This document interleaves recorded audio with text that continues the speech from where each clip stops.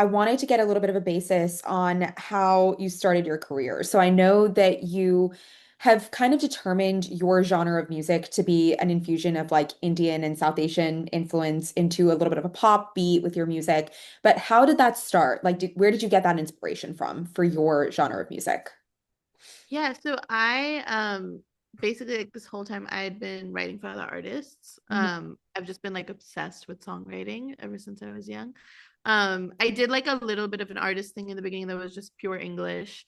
But it just like never felt like 100% like me. And then I was like feeling like so like myself songwriting because I could just experiment that I was doing that. And then basically in like 2023 I signed my publishing deal with Rock Nation.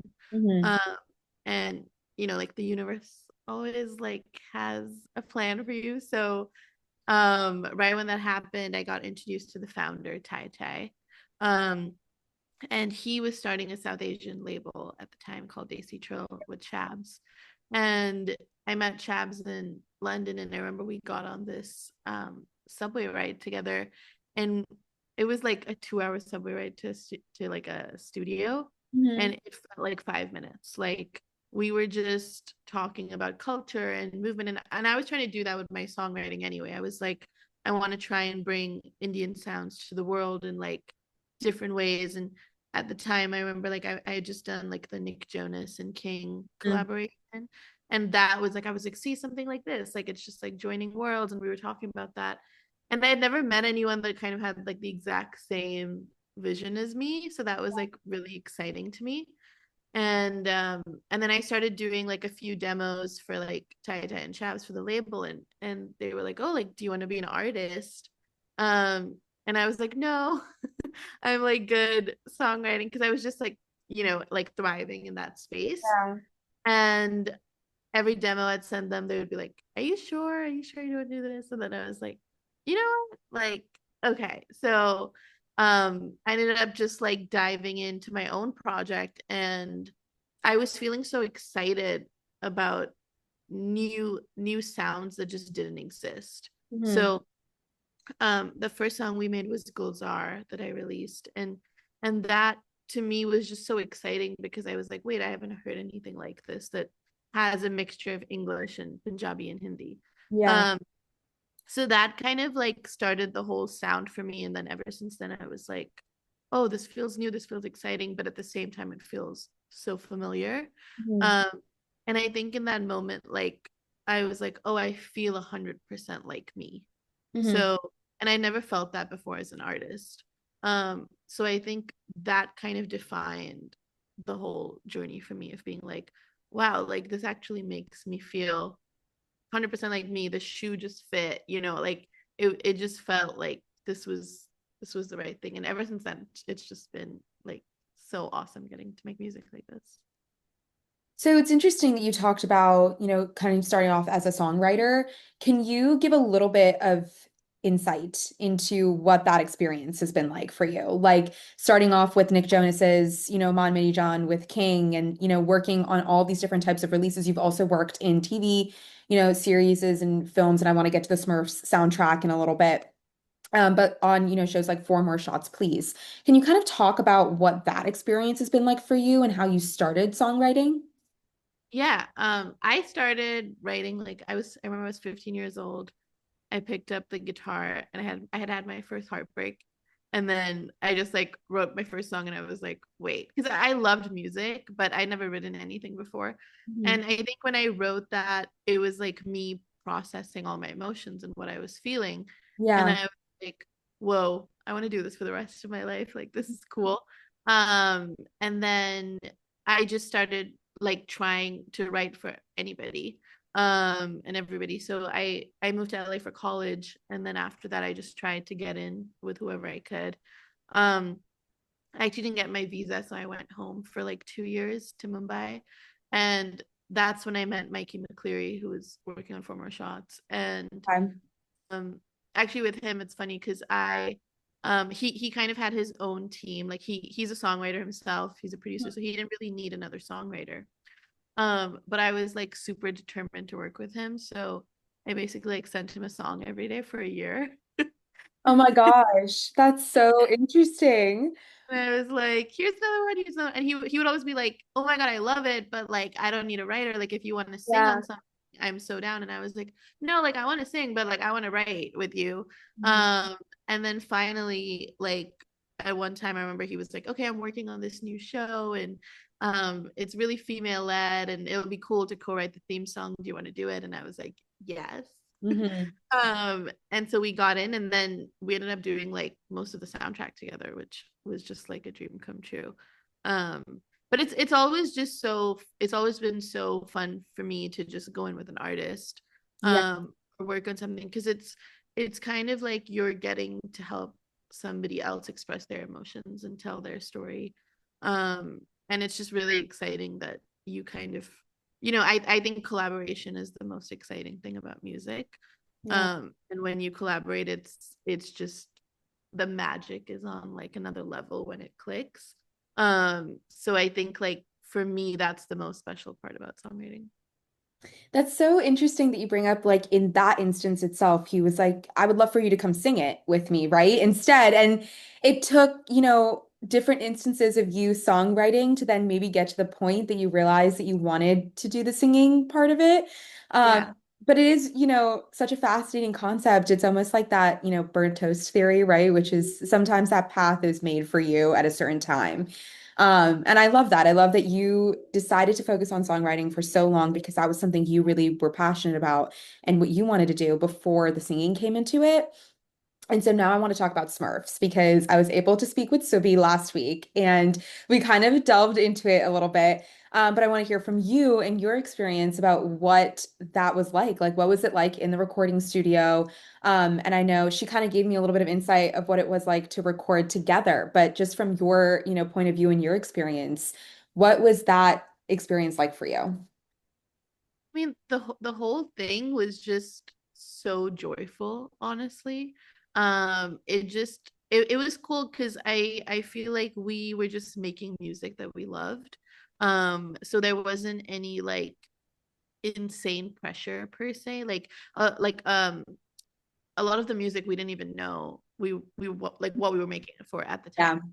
So it was just like again like friends collaborating, being like, oh, what can we make that just sounds really good. Hmm. Um, and Tai Tai, who's the founder and also producing the movie, he's the one that kind of really championed South Asian music in the movie because I remember we went to meet Paramount in 2023 and he was like, well, this movie's coming out in 2025, so Yeah. we need to have fresh sounds and we need to have something new. Like what should it be?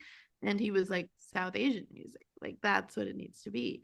And that was just super inspiring for us to watch him do that, to be like, yeah, like we should do that. Hmm. And I remember we went into the studio and we were making like full, like for example like Ballet Blues on the soundtrack, or um like Liar for a Living, all of them, like they're actually full English songs, Hmm. but we get to put these like Indian sounds in it. And even for the song for Tyla, like it's like adding like dhols to a Tyla song, and Yeah. like it's just so cool. So I think working on it honestly was just like, to me, I was like, wow, we're getting to push the needle in such a cool way.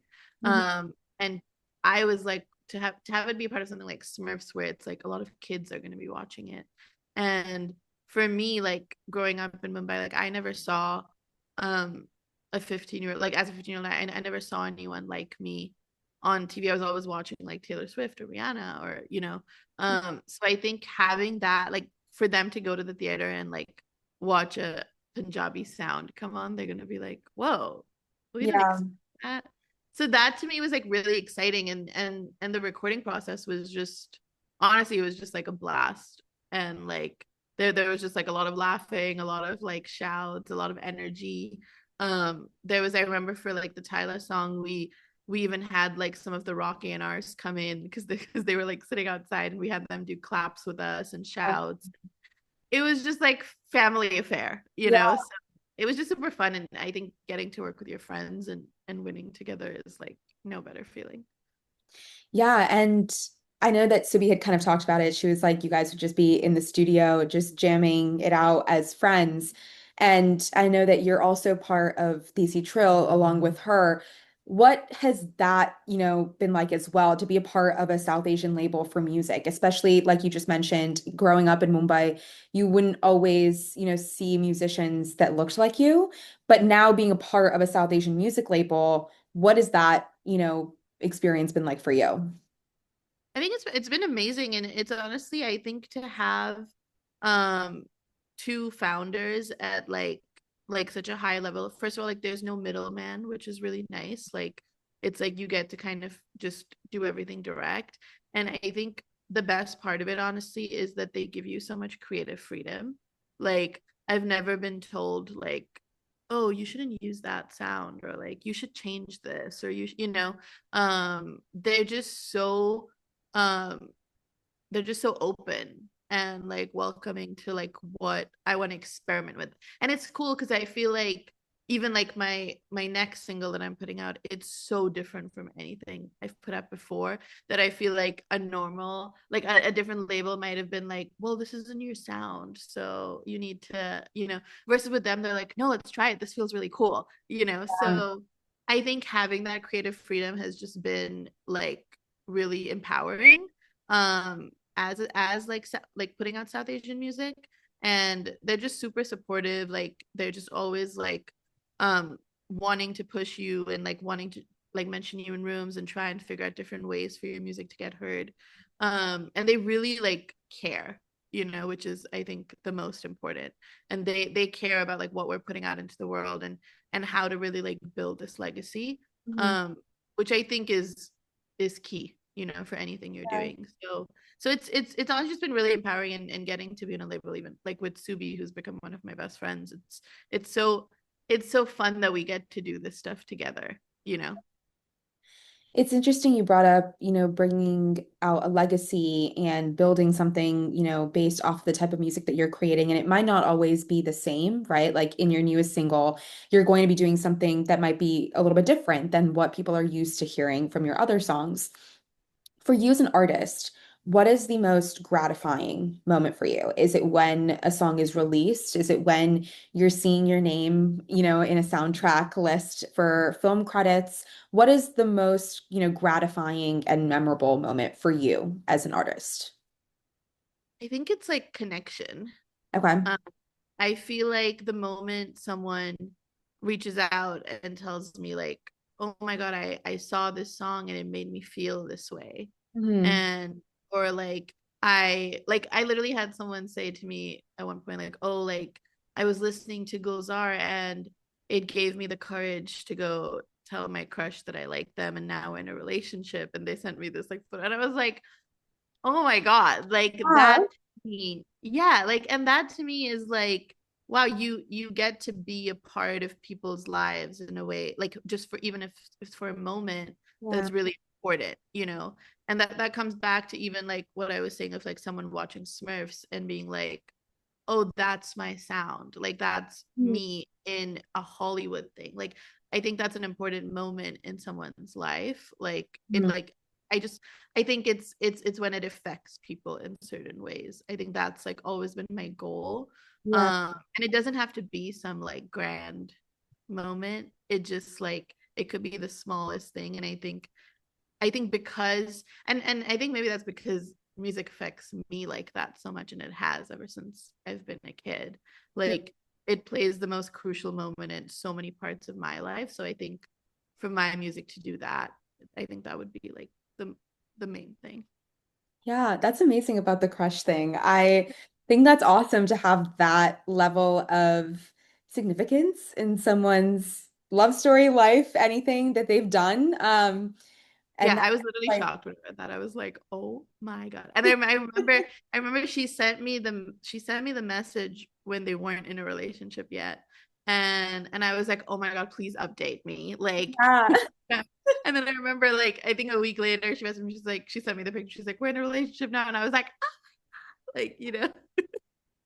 That's like those great like TikTok stories that get like millions of views and they ask for the updates. I feel like Yeah, that would be one of them, you know? yeah.